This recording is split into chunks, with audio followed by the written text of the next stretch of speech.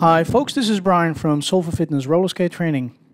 After recently publishing the Grapevine snippet showing the basic pattern and techniques, I am following up with this one, discussing some details that I have encountered to be general trouble points for a lot of people. The Grapevine, for some reason, is a very popular pattern with each new generation of roller skaters. And in the last 3 decades, from working with a lot of people trying to grasp the basics, I have condensed my didactics concerning the Grapevine to a very straightforward and injury-free method. And this video is meant to help you improve your Grapevine effectively without developing any injuries. So at this point you may or may not have seen the general Grapevine tutorial. Either way, let me highlight the key points. The basic ingredients are 4 counts, 4 positions and 2 transitions. So let's visualize that with the right skate in front and move to the right. 5, 6, 7, 8 and 1, 2, 3, 4, 5, 6, 7 and 8. Let's change direction. That means left skate in front and first move to the left.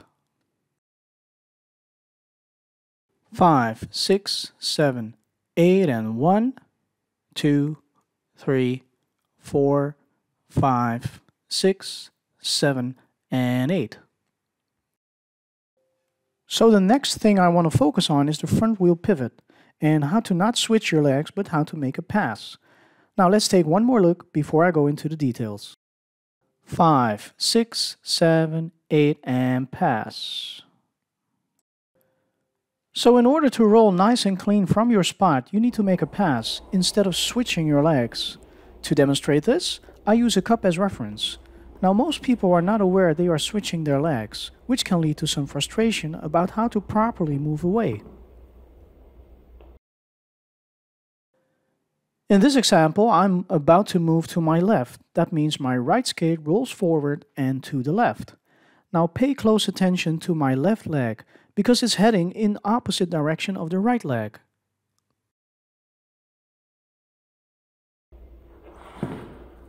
Let's see that again.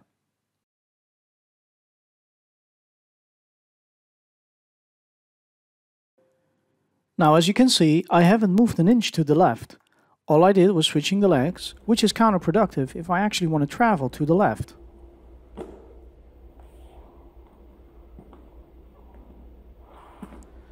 Okay, now let's focus on what is a productive way of traveling.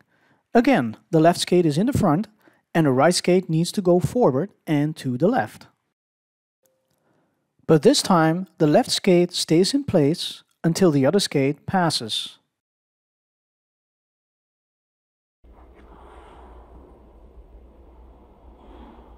Let's see that again.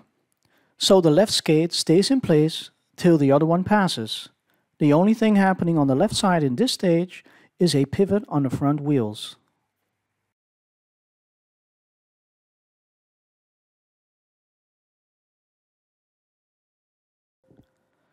So my message is, do not switch your legs if you want to travel, but make sure one skate passes the other. Now for those of you who have a preference for the other side, let me show you the front wheel pivot pass traveling to the right.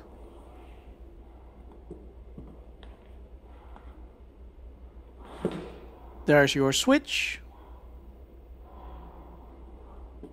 And next up is a clean and controlled pass.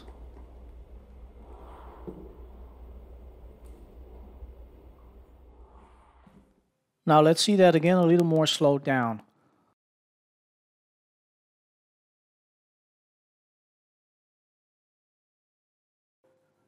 So again, I can't stress this enough, because this is exactly where most people get stuck. Don't switch your legs, but make a pass. As I mentioned before, especially in the early stages of learning this pattern, people are not aware that they are switching the legs, which holds them back from traveling. To compensate that, leaning forward and down is frequently what happens, resulting in bad form and compromising knee joints, ultimately leading to serious problems. So let's take a look at total body alignment, which helps to avoid beating up your knees and helps to make smooth pivots. Before we get back to this situation with one skate in the front in a diagonal position, Let's start from a neutral stance. Let me draw some references such as the center line, going right through the middle with all the vital organs on each side, the balance line, which is located above the waist, then the waist and the hips as reference, the right leg, the left leg, and right skate, obviously. In this neutral position, the shoulders, hips, and the knees are perfectly aligned, as you can see marked in green. From this neutral stance, the left leg is about to move forward, turning the body in a diagonal position.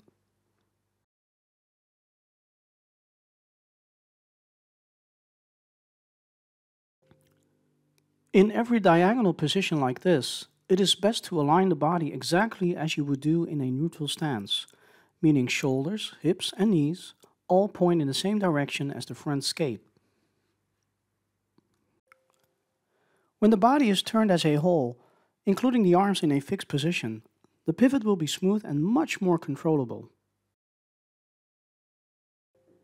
A key element in pivoting is something I refer to as the hip drive, and needs to be the main focus once the basic ingredients and patterns are fully understood.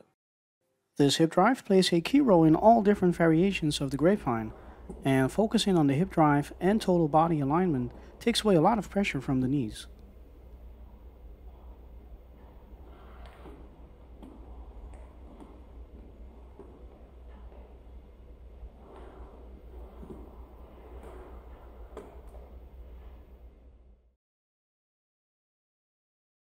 There is a simple and effective exercise to focus the alignment and pivot the body as one piece. When the arms are stretched forward, extra leverage is created to swivel the body a lot easier back and forth. Using that leverage and the fixed position of the arms, alignment happens almost automatically.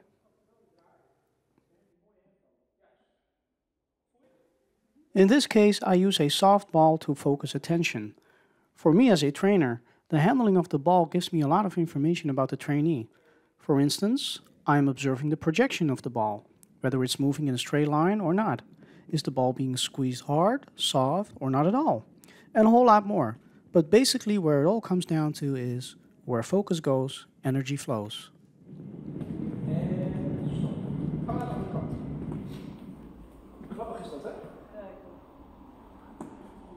Kan je best zo beginnen? En dan pak je nu het stuk eerst. Ja. Nou ja. Goed. En je skate en je bal, die wijzen allebei in dezelfde richting. Ja. En je heup, en je schouders dus, en die bal, die draaien allemaal tegelijk naar dezelfde kant. Komt ie. 5, 6, 7, 8. 2, 3 en 4. 1.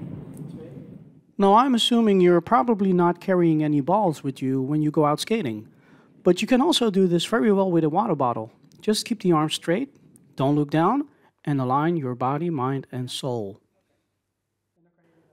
Remember, the hips drive the move.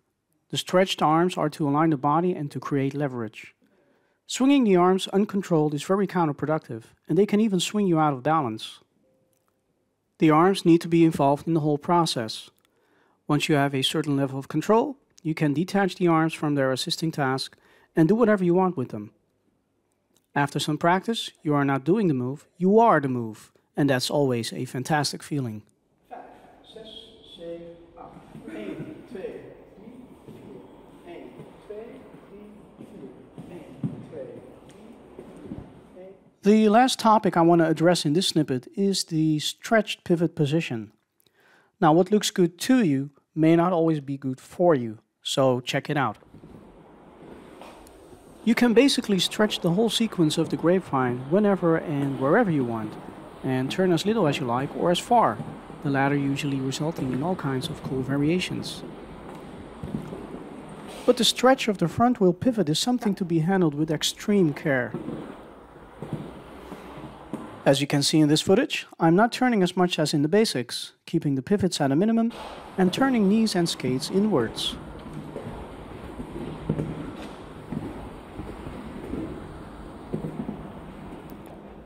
So let's take a look why this should be handled with extreme caution. The human knee is not really designed, or at least not well equipped, to deal with such stress on the knees in this inward rotated position. In order to get into the split front wheel position and travel with it, the hips need to be pushed forward. In doing so, various structures of the knee joints are taking a tremendous beating because of the pressure downwards and a little forward. If you are blessed with strong knees, you can go a long way with this, but nevertheless, it is a compromising position for the joints, and again should be handled with care. And I would strongly advise any fresh Grapevine starter to refrain from stretching the pivot position until the hip drive is fully mastered.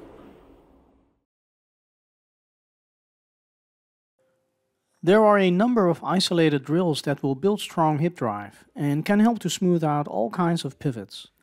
I obviously cannot give them all away, but there is one in particular that has a profound impact and can certainly help to improve your Grapevine. A drill I refer to as the 8-track is a good preparation or supplementation to any Grapevine drill session. I've already discussed this one in detail, so I will make sure to put up the link in the description of this video. It's a great exercise to work on weight transfer and timing.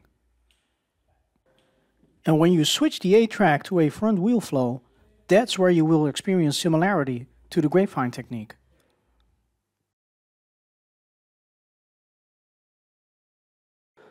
So these are the most important things about the Grapevine I wanted to address in this snippet. I think this will absolutely upgrade your Grapevine, especially the most tricky part, and that is the front wheel pivot. Make sure to keep that one short and swift and play with it as you improve. I'm not going into the different variations of the Grapevine for a number of reasons, but if we ever meet in person or when you are able to attend our training sessions or international seminars, feel free to ask me all about them, and I'll be more than happy to work with you and help you out.